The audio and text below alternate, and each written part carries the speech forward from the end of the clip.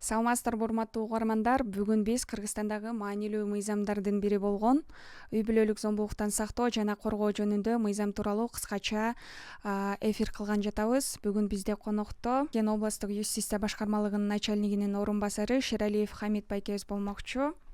Саламатсыздарбы, кош келипсиздер. Жана ошондой эле Баткен облусу боюнча пробация бөлүмүнүн баш кадиси Үрүн Самалабаева эжекебиз болмокчу. Саламатсыздарбы, кош келипсиздер. Алгач эле эфирибизди баштаганда ошол негизги темабыз болгон үй бүлөлүк зордук зомбулук эмне деген түшүнүк боюнча айтып кетсеңиздер. Үрүн эжеке, сиз баштап берсеңиз. Саламатсыздарбы. Мен Баткен облусу боюнча пробация бөлүмүнүн баш кадиси. Үй бүлөлүк зордук зомбулук деген бир гана зордук зомбулук деген өзү негизи маани бир адамдын экинчи адамга карата жасалган мамилеси, башкача айтканда үстөмдүк кылуу мамилеси. Бул деген күйөөсүнүн аялына болгон зомбулук, жаш балдарга карата зордук зомбулук, бир туугандын бир тууганга жасаган зордук зомбулугу, булардын баардыгы ошол зордук зомбулук маселесине кирип такалат. Чоң рахмат. Анда эмесе ошол негизи эле мыйзам тууралуу сүйлөшсөк, бул мыйзам качан кабыл алынды эле Кыргызстанда? Ошол тууралуу айтып кете бериңиз. Кыргыз Республикасынын үй бүлөлүк зомбулуктан сактоо жана коргоо жөнүндөгү мыйзамы 2017 жылдын 27 апрелинде кабыл алынган. Бул мыйзам ошол биздин Кыргыз Республикасынын конституциясына жана Кыргыз Республикасынын башка мыйзамдарына, ченемдик укуктук актыларына ылайык кабыл алынып, мыйзамдуу күчүнө кирип, бүгүнкү күндө аткарууда иштеп жатат. Мыйзамдын максаты бул ошо үй бүлөлүк зордук зомбулуктун сактоону жана коргоонун алдын алуу максатын көздөйт. Кыскача ушул үй бүлөлүк зомбулуктан жабыр тарткан адамдардын ошол мыйзамда укуктары жана милдеттери дагы так көрсөтүлгөн. Ошо үй бүлөлүк зомбулуктан жабыр тарткан адамдар ушу мамлекеттик муниципалдык органдарга кайрылып, өзүнүн укуктарын сактоону, коргоону жүзөгө ашыруу укуктарына ээ. Бул социалдык мекемелерге кайрылууга, медициналык мекемелерге кайрылууга, анан өзүнүн психологиялык жактан жардам алууга, укук коргоо органдарынан жардам алууга укуктуу да. Үй бүлөлүк ошол зордук зомбулуктан жабыр тарткан адамдар юридикалык жактан дагы жардам алуу укугуна ээ. Үй бүлөлүк зордук зомбулуктан жабыр тарткан адамдар ички иштер органдарына кайрылып, ошол убактылуу жана коргоо ордерин алууга укуктуу. Бул биринчи кезекте ошо жабыр тарткан адамдар медициналык органдарга, башкача айтканда ооруканаларга кайрылыш керек. Оорукана аны тийиштүү органдарга кабарлоо милдети жүктөлгөн. Ал ички иштер органдарына, ички иштер органдары мыйзамдын чегинде өздөрүнүн берилген ыйгарым укуктарынын негизинде коргоо ордерин берип, ошол жабыр тарткан адамдардын канчалык деңгээлде немелери, бул жабыр тарткандарын аныктап, андан ары ошол жанагы зордук зомбулук көрсөткөн жарандарды мыйзам чегинде административдик жана кылмыш жоопкерчилигине тартуу укугуна ээ. Рахмат чоң. Ушул тууралуу анда сүйлөшө кетсек, негизи эле зордук зомбулукка, үй бүлөлүк зордук зомбулукка кабылганда көбүн эсе биздин менталитет боюнча негизи эле биздин ушул айыл жергеси болгон үчүн дагы мындай керектүү органдарга кайрылышпайт. Ошол жөнүндө айта кетсеңиздер, негизинен кайрылышабы адамдар маселелер боюнча, же болбосо кандай чараларды көрүшү керек, мисалычы кайсы органдарга барып кайрылышы керек, негизи эле башынан ошону түшүндүрүп берип кетсеңиздер. сөзсүз түрдө мисалы кандай чараларды көрүш керек? Биринчи эле ошол зордук зомбулук көргөн инсандар ошону айтып кетериңиз. Биринчи кезекте эле ошол үй бүлөлүк зордуктан жабыр тарткан адамдар эми бул үй бүлөлүк жалпы зордук зомбулук дегенибизде бул жерде үй бүлөнүн биринчи кези ошол жубайлар, балдар кирет, буга ата энеси кирет. Ошол жабыр тарткан адам биринчи кезекте ошол өзүнүн жабыр тарткан жөнүндө кандай психологиялык жабыр тарткандар бар, кээ куугунтук жегендер бар. Зордук зомбулуктун дагы бир канча түрлөрү бар да. Уруп сабоо, кемсинтүү. Эгерде ошол уруп саап денесине какой-то бир залал келтирген болсо, ал биринчи кезекте эле ошол ооруканаларга, медицина врачтарга кайрылыш керек. Врачтарга кайрылганда врачтар ошол бир эле убакта ушул зомбулук болгондугу жөнүндө ички иштер органдарына кабардар берет. Анан ар кандай түрдө зомбулук болушу мүмкүн деп эдим. Ошол эле биринчи жабыр тарткан адамдар ошол жергиликтүү бийлик органдарына кайрылса болот. Ошол жашаган жерине участкалык инспектор бар. Анан социалдык кызматкерлерге кабарлар бериш керек. Мына азыр биздин райондо социалдык өнүгүү башкармалыгы деп коебуз. Ошол жака кайрылган болсо, прокуратурага кайрылган болсо, бардык эле мамлекеттик муниципалдык органдарга кайрылса, ошол ар бир ошол мамлекеттик органдар өзүнүн баягы ыйгарым укук берген чегинде алар жардам көрүп, андан ары тийиштүү органдарга маалымат жеткирет. Рахмат чоң. Анда мисалы эжеке айтып кетсеңиз, ушул мыйзам негизи эле айыл жергелеринде иштеп жатабы, канчалык иштеп жатат, ошол тууралуу маалымат берип кетсеңиз. Бүгүнкү күндө негизи зордук зомбулукка кабылган адамдар биринчи болуп ошо айыл жеринде аймактык милициянын аймактык өкүлдөрүнө кайрылышат. Телефон аркылуу, чалуу аркылуу кайрылышат да. Кайрылгандан кийин анан ошо аймактык милиция өкүлү ал ошо өзүнүн иш жүзүндө протоколун түзүп, кадимкидей жанагы тергөө бөлүмүнө өткөрүп берип атат. Бүгүнкү күндө баягы оор зордук зомбулук менен кабылган фактылар бизде азырынча баткенде жокко эсе. Кыргыз Республикасынын укук бузуу жөнүндө мыйзамы бар. Ошонун 70-беренесинин негизинде жеңил желпи зордук зомбулукка кабылгандар көбүнчөсү ошол аймактык милиция өкүлдөрүнө кайрылып, ошол менен түшкөн фактылар бүгүнкү күндө ошол немени көргөзүп турат да, статистиканы көргөзүп турат. Аларга биз ошо пробация кызматы негизи эле ошол жанакы мыйзамдын ичинде 17 субъект бар. Анын ичинде пробация дагы ошол мыйзамдын аткарылышы боюнча биз дагы барбыз. Бул жерде жана пробацияга келип түшкөн, зордук зомбулук менен келип түшкөн, көбүнчөсү үй бүлөлүк зордук зомбулук менен келип түшкөндөр бар. Аларга ошол кийинки неме болуп, тепкич болуп, биз ошо аткаруу болуп айтылып атабыз да. Ошолордун зордук зомбулук менен түшкөн жарандарды жанагы жазалоо фактыларына биз аткарып атабыз. Азыркы учурда ошол мыйзам негизи айыл жергесинде жакшы иштегендиги үчүн ушунчалык статистика көбөйүп кетти да. Алар телефон чалуу аркылуу гана ошо жеткирип берип атат да. Анда айтып кетсеңиздер, ушул негизи эле мындай зордук көрсөткөн инсан, зордук көрсөткөн адамдар, мисалычы зомбулук көрсөткөн адамдар, ошолорго кандай чектөөлөр коюлат, кандай чектөөлөр каралган, негизи эле ошол боюнча айтып кетсеңиз. Буларды деген тергөөдөн кийин сотко өткөрүп беришет да.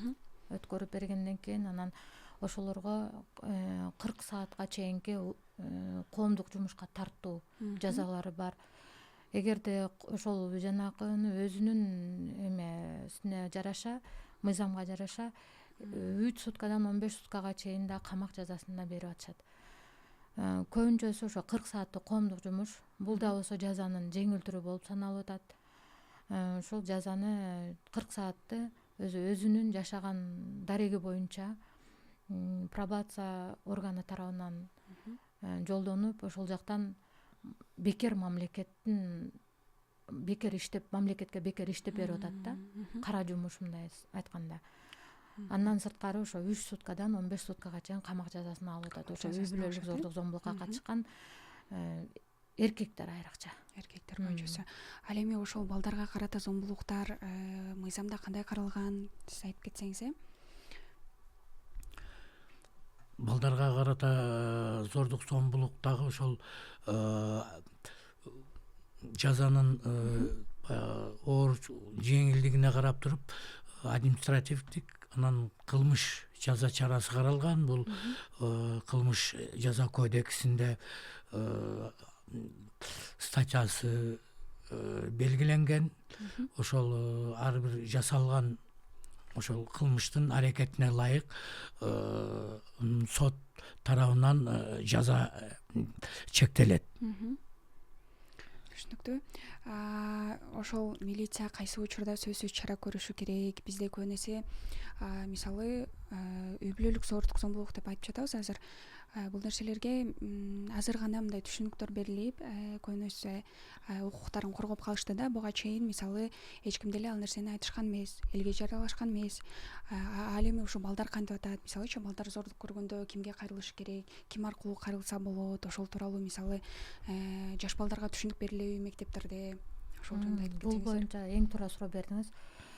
Зордук зомбулук боюнча, жаш балдарга көргөзүлгөн зордук зомбулук боюнча булардын алдын алуу иш-чаралары көбүнчө жанакы эле айтып кеткен балдардын аймактык милициянын аймактык бөлүмдөрү мектептерде жанагындай түшүндүрүү иштерин жүргүзөт. Буга кошулуп пробация өкүлдөрү барабыз. Буга кошо мектеп билим берүү тармагында иштеген мугалимдер, идендер, ошол эле жана юстиция башкармалыгы ошол түшүндүрүү иштерини балдарга түшүндүрүү иштерин жүргүзөбүз. Балдарга негизинен жасалган зордук зомбулук азыркы учурда Баткен облусунда, Баткен районунда айтайлы, район боюнча жокко эсе көбүнчөсү ошо эркектердин аялдарга көргөзгөн зордук зомбулугу маселеси. Кошумчалап кошумчалап балдарга карата бул зордук зомбулук көбүнчө мектепте болуп атпайбы? Мындан дары мектепте жанагы рекетчилик дегенди, уруп сабоо, кемсинтүү, акча талап кылуу, ушул неме зордук ушул мектепте, биздин мектептерде көп байкалып көп ишке ашууда. Мындан сырткары жанагы балдар бакчасында дагы тарбиялануучулар аркылуу, эжекейлер аркылуу балдарды баягы уруп, аларды катуу мамиле кылган учурлар дагы көп неме болуп атат. Ошол бул баардыгы эле жалпы ушул мыйзамда алардын жоопкерчилиги караган. Эми бунун биз мыйзамдын негизги максаты ошол мамлекеттик органдардын эң алдыга койгон биринчи максат бул деген ушул зордук зомбулукту алдын алуу. Бул жерде көбүнчө мектептерде ошол мугалимдер ошого алдын алуу иш-чаралар жүргүзүш керек. Башка коомчулуктагы ата энелер дагы ошол зордук зомбулуктун алдын алуу боюнча ошолор дагы өздөрүнүн баягы кайдыгерсиз мамиле кылбай ошо мындай жоопкерчилик менен мамиле алып барыш керек да. Түшүнүктүү. Ошол билим берүү системасын айтып кеттик да, мисалычы анан билим берүүдө мекемелери менен сиздер тыгыз байланышта болуп турасыздарбы? Маалыматтарды берип, түшүндүрүү иштерин берип, ошол жөнүндө айтсаңыздар. Албетте. Кварталга бир жолу. Баягы негизи жылдын башында милициялар менен райондук, шаардык милиция башкармалыктары менен биргелешкен баягындай иш пландарыбыз бар. Ошо иш пландын негизинде кварталга бир жолу мектептерге түшүндүрүү иштерине чыгып турабыз. Бир гана мектептерге эле эмес, айыл жерлерине, айыл өкмөттөргө, акыркы учурда ошо райондук администрация менен биргеликте үй бүлөлүк зордук зомбулуктун алдын алуу максатында эмелерге, айыл өкмөттөрдө өзүнчө ушундай жанагындай чогулуштар болуп келди. Акыркы ошо февралдын ичи ушундай иш-чараларды өткөрдүк.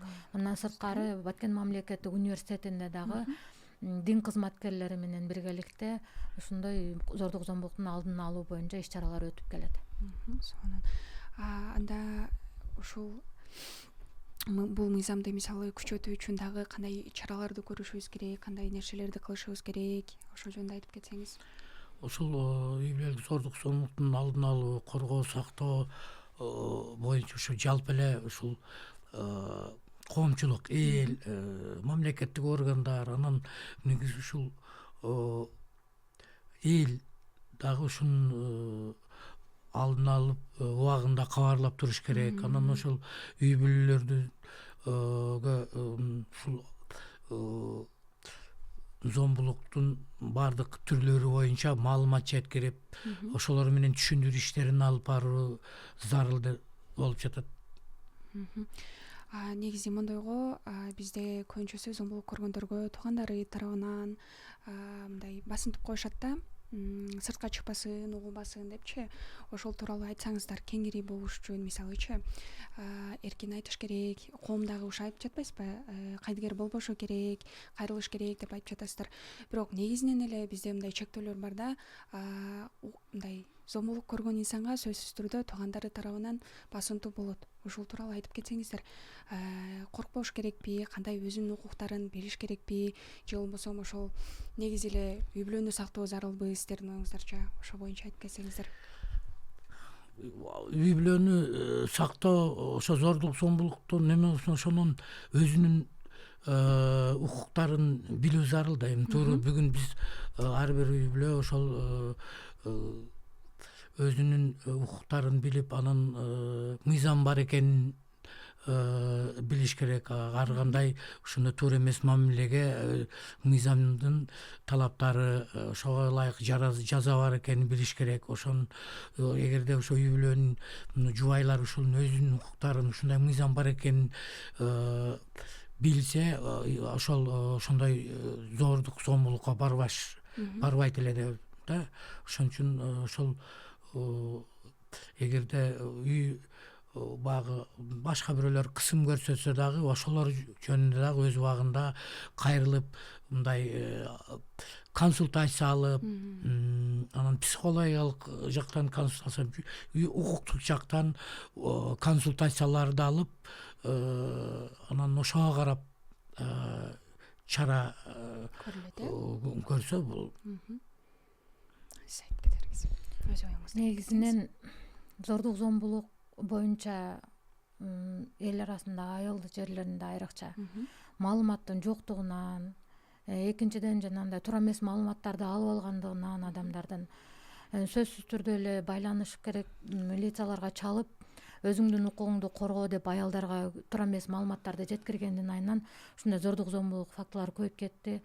Аялдар жанагындай бирөөлөрдүн сөзүн угуп алып эле, туура эмес маалыматтарды алып алып эле, мен өзүм укугум коргосом болот экен, азыркы учурда аялдарга карата мыйзам жакшы иштеп баштаптыр деген маалыматтан алыс болушуп, үй бүлөнүн бекемдигин сактаса, андан көрө башка иштер менен алектенишсе, ушундай зордук зомбулук азаят деген ойду айта алам да. Негизи эле зордук зомбулукту токтотуу мүмкүнбү, азайтуу мүмкүнбү? Азыр айтып кеттиңиз да, ошол жөнүндө оюңузду айтып кетсеңиз. Зордук зомбулукту азайтуунун эле негизги эле факторлору бул башка эркектер, например, да, айыл жеринде бекерчиликтен болуп атпайбы бул нерсенин баардыгы. Башка иш менен алектенсе, иш жоктоп эле карап эле отурбаса, аялдар жанакындай эле айтып кеткендей эле туура эмес маалыматтардын аркасынан жөндөн жөн эле жүйөсүз эле себептер менен милиция башкармалыктарына кайрыла бербесе, мектептерде ошондой эле айтып өткөндөй жаш балдарга карата жанагындай ал деген неме деген, тарбия деген биринчи негизи үйдөн башталат. Ата энелер тарабынан болуш керек.